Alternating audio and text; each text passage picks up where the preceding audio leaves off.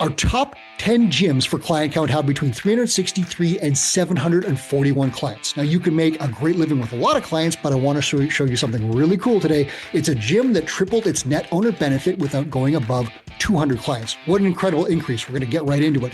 The point here is that you have many ways to earn what you want from a gym, and while you can chase big numbers of clients, the best plan is often to start small and then grow from a position of strength. When your foundation is strong, you can chase big client counts or not, whatever you want. The choice is completely up to you. This is Run a Profitable Gym. I'm your host, Mike Warkentin. Please hit subscribe before we go any further so you don't miss a show like this. My guests today, Andi and Ed Conway of the Tribe in San Antonio, Texas. They're part of an awesome 4-person ownership group with Nick and Chelsea Vera. Andi is also the Chief Financial Officer. Guys, can we dig into your business today? Absolutely. Welcome here. I'm so excited to do this because your mentor, Storm, told me that you've done amazing things. And again, without going over a huge number of clients, you have done a great job of increasing net owner benefits. So we're going to figure out how you did that. So talk to me a little bit about how did your membership count and net owner benefit figures change over the last 3 years? I'd love to hear what the evolution has been. So really, gym member numbers honestly haven't changed a whole lot. I mean, we fluctuated month to month a little bit here and there, gained and had attrition, but it's really hovered around 170, 175, I would say. But the most significant is certainly the net owner benefit. After the first year, that doubled from what prior to working with Storm numbers were. And then at this point in time, we are doing triple of what we did prior to 2 Grain. Wow. And this is without increasing the number of members a great deal. Yeah. So I'm guessing, now you correct me on this, is that because you've dramatically increased average revenue per member, or how is this happening? Yes, absolutely. And some people have transitioned from the big group classes and training or small groups. And Storm has definitely helped us be really consistent with seasonal events that we do, and that just adds to the community and obviously the revenue. So I'm going to dig into this a little bit further, but I got to know right now, like average revenue per member, how have you managed to move that number so dramatically? Like what's the stuff that goes in there? My average revenue per member number, when I was running a gym with a group program, it didn't move a whole lot because I didn't have a mentor to show me how. What have you done to change that number? I think there's a few things. Before working with Storm, our business philosophy was really service-minded first. But that came along with a price. We ended up giving away a lot of discounts and a lot of trade memberships and really weren't charging what we were worth. And so Storm goes, all right, at first, let's get rid of all the discounts. Let's get rid of all the couples memberships. Let's get rid of all these trades and bring everybody up to 2 main options of memberships. And then we also did a rate increase that we hadn't done up until that point, in addition to introducing the on-ramp program for every new client that we weren't doing prior to that as well. So there was multiple things. And then like Andi was saying, Storm helping us out with how to more successfully run the event stuff that we do in the gym. I mean, there was this probably like 4 or 5 things that we did within the first year that between the ownership group, we were like, man, I don't know if we're comfortable with this. And then all of a sudden at the end of the year, I have my wife handing me, net owner benefit checks. I'm like, oh, yeah. I bet everybody was on board after that. So what got you over the fear? Because I've done the same thing. Rate increases are scary. Changing membership options, scary. All these things, very scary. How did you get through that and do it? I would honestly say Storm being our mentor, I think 2 Grain did a fantastic job pairing us with him. He was a perfect fit for our team. The trust really after the first meeting was there with him.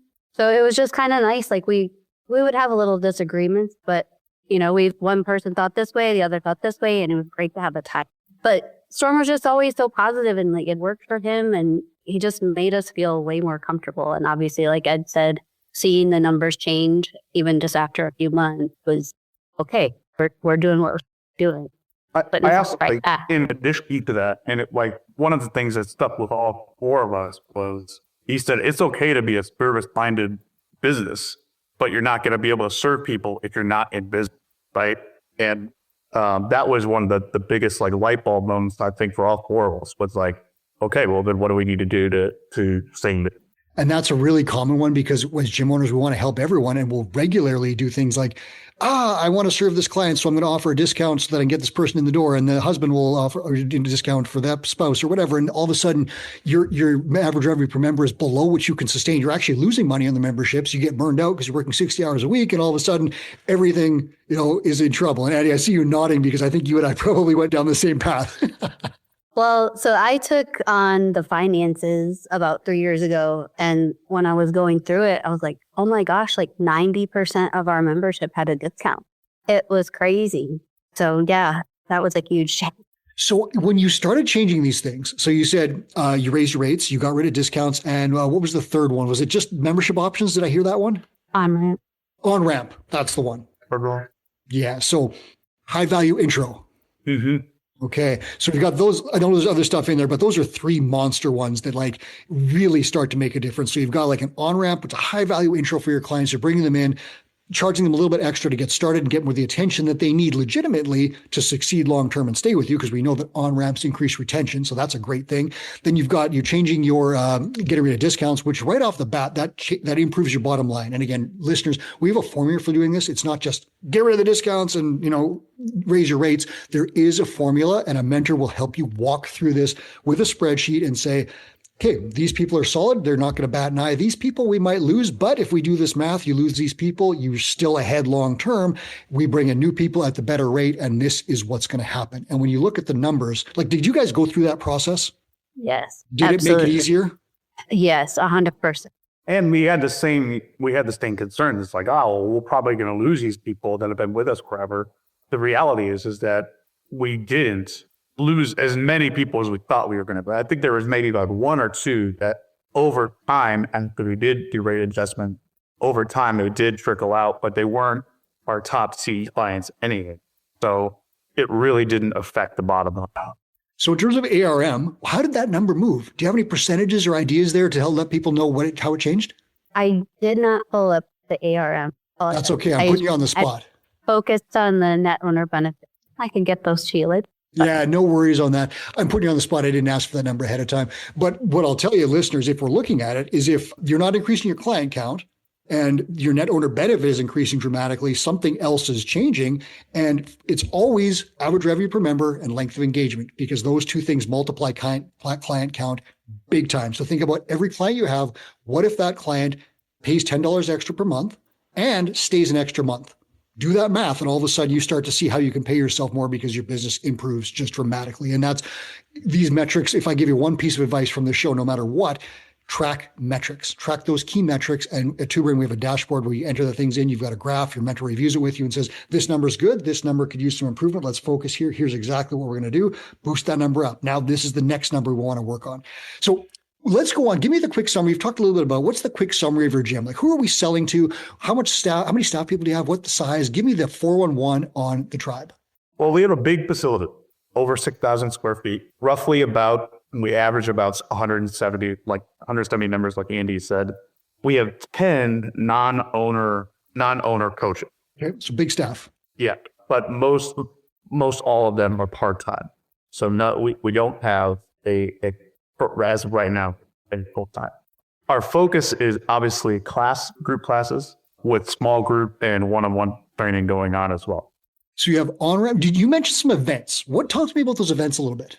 Yeah, so we had started a New Year kickstart that we've done. This will be the 4th year now. We had started it the first year before Two Brain, and then third with Two Brain. And I mean, the difference in just sign up between the first year we did it and now has been amazing.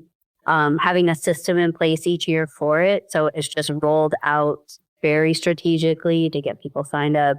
We do that one. We also, Murph is a big one for us. We had the biggest Murph turnout we've ever had this year, which was amazing. The gym was just packed. I think we had close to 80 people doing Murph, which was wild, in 2 separate classes. But a lot of squats. Yeah. And then we have a yearly fundraiser we do. We have some members who we like to honor. We lost one of our members in our first year. And so his father is still with us. So we get to do an honorary workout for him every year in fundraiser. And that's very special to our whole tribe. It sounds like you have a calendar. We do. Aha.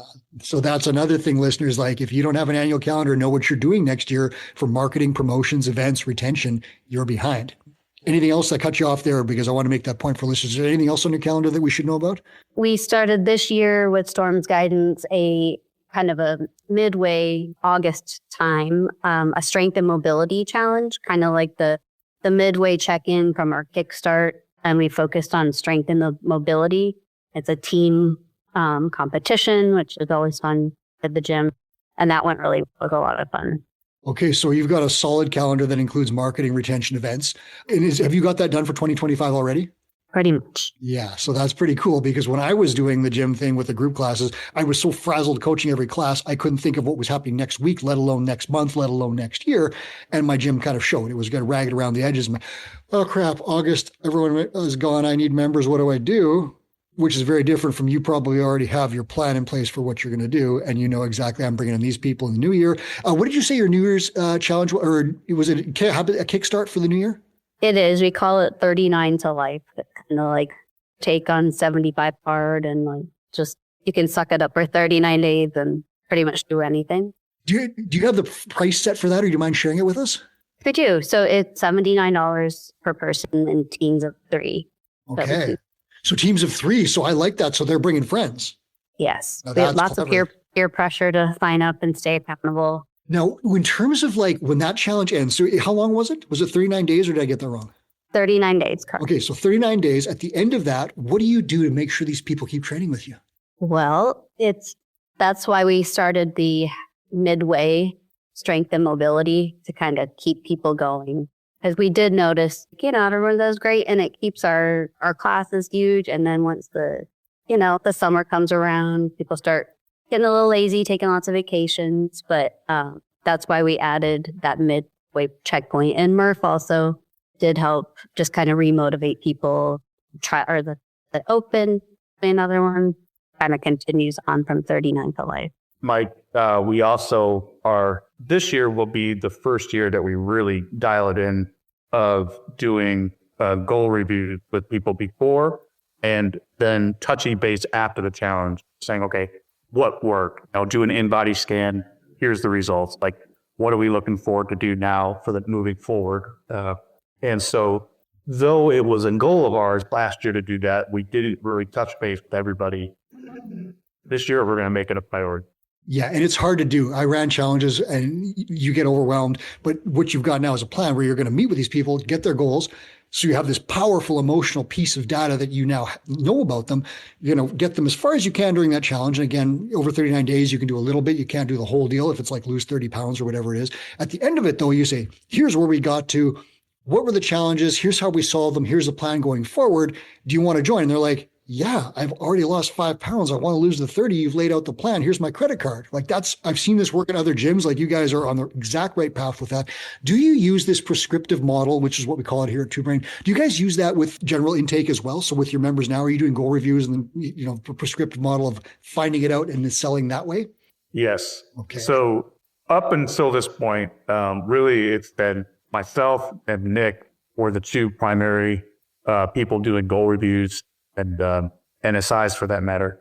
But now we've gotten to the point where we've got some coaches in place that are looking to step into some of those roles. So now, because of the size of our staff, we're able to start training them and handing it off so that it makes touch and base, especially with the goal reviews with the members, a little easier and spreading it out between 3 or 4 people versus doing it just with 1 or 2.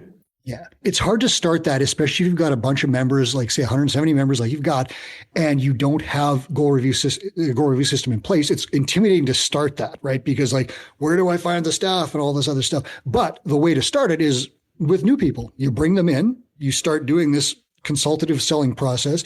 You schedule after they buy a membership, 90 days down the line, we are meeting. It is part of the service package. We're going to review your goals and we're going to adjust the prescription if needed. That right there, the consultative prescriptive model selling process increases revenue retention.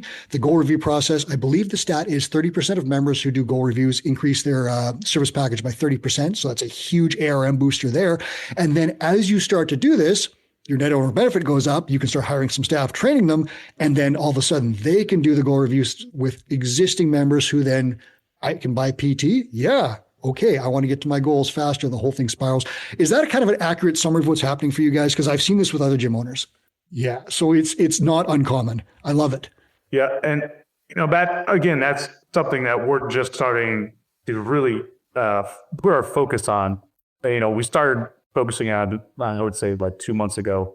Moving forward, though, that's really going to be one of two big focuses that we're going to have. The other one being increasing personal training. Okay, I'm going to ask you about that. And I want to ask you one question beforehand. Do you have a general percentage? You said mostly group right now. What is the percentage of group for your revenue? Do you know offhand? Probably 92%. Okay. A little more than 90. Yeah. Yeah, and that's super common. Like in CrossFit gyms and group training gyms, like often, like my gym, I think was like 98%, something like that. And just I changed that model before, just when COVID was happening, we were getting to more PT. So you've done this incredible thing of jacked up this ARM and boosted your net owner benefit with 90% coming from group training, and you've got a PT program coming. So Storm said you guys have a really impressive net owner benefit goal, and it comes from not adding a ton of members. Can you share what you're looking at for 2025? And then let's talk about how you're going to do it. Yeah, so we would like to see both families hit it, well, as a collective, to hit another 50% increase. Yeah. Nice. So it is ambitious, but I think we've got all the systems in place. We've done what we need to do. We need to continue doing it. Kind of funny. We use Storm as kind of not only a mediator, but sometimes a threat. Chelsea and I have been known to threaten our husbands when old habits and mindsets creep back up. We're like, do we need to call Storm? But it's all in love. So I have been there. I was on a mentorship call with Chris Cooper back when he was doing them personally, and my wife and I had a disagreement that he had to mediate, and we still laugh about that one. So that definitely works to use your mentor as a mediator. So you're talking about another significant increase in net owner benefit, but Storm tells me that you are not planning to add 700 members to do it. You're looking at using a small number of high value clients. Can you tell me a little bit about that plan? Yeah, so really the like I said, the focus is going to be moving forward in 2025 at personal training. And really the goal, I think, is adding 10 to 12 new personal training clients.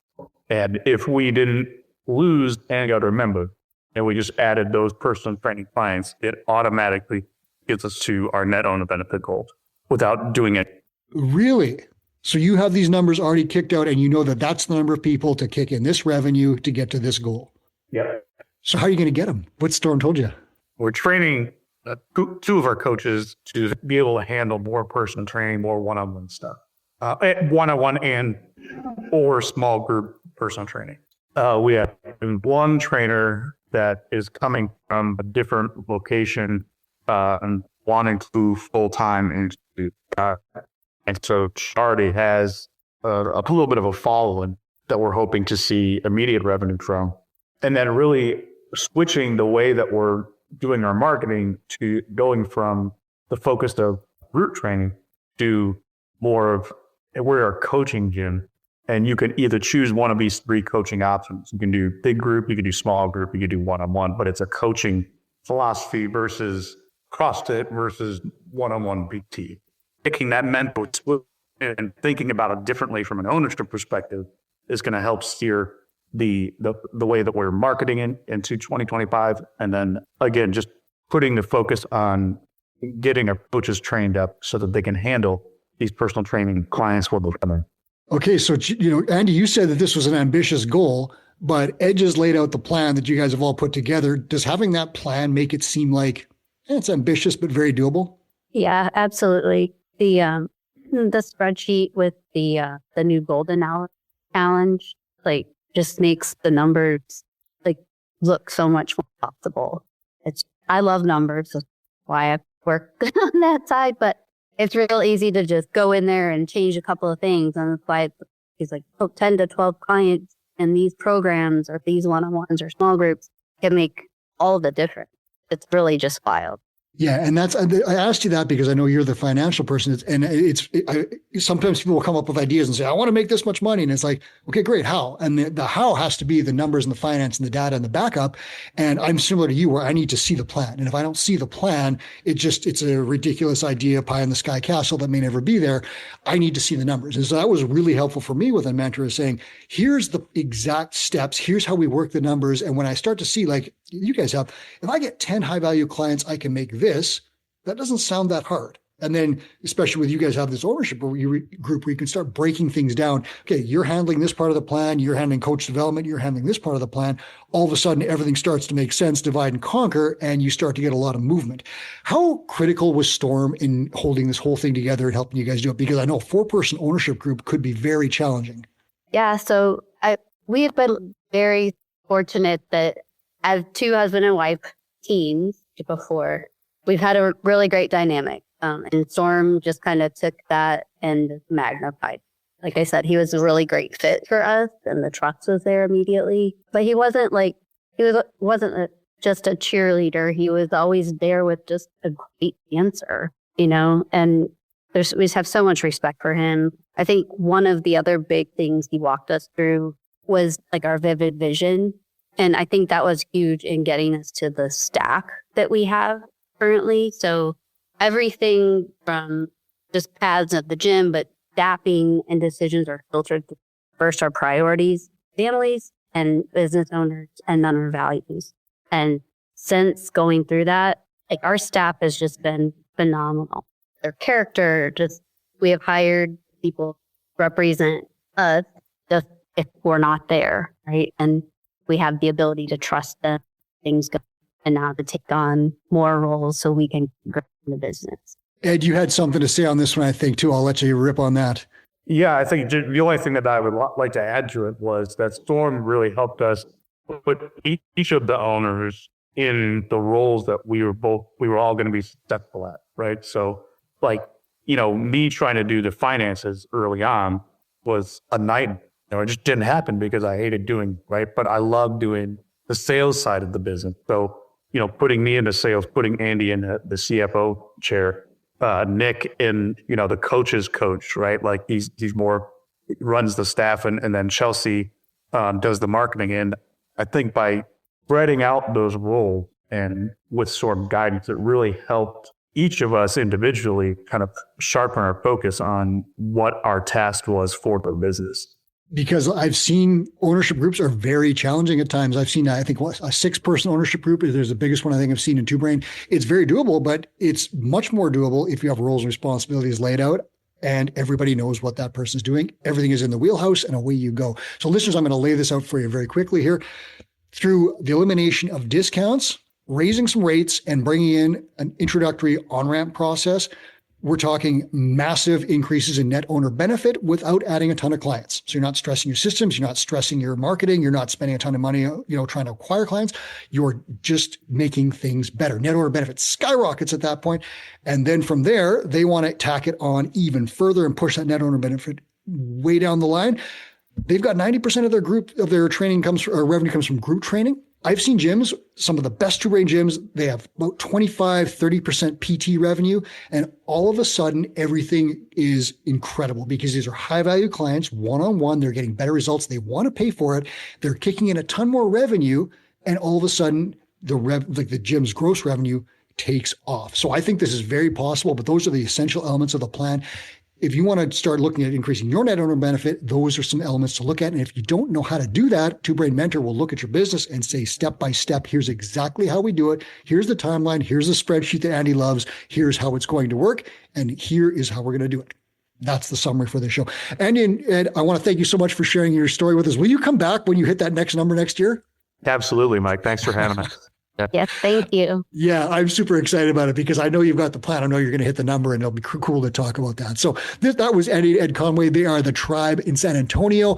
This is Run a Profitable Gym. I'm Mike Warkentin. On your way out the door, please hit subscribe so you don't miss another episode just like this where we dig into the very best gyms around the world and the owners tell you exactly how they're doing what they're doing.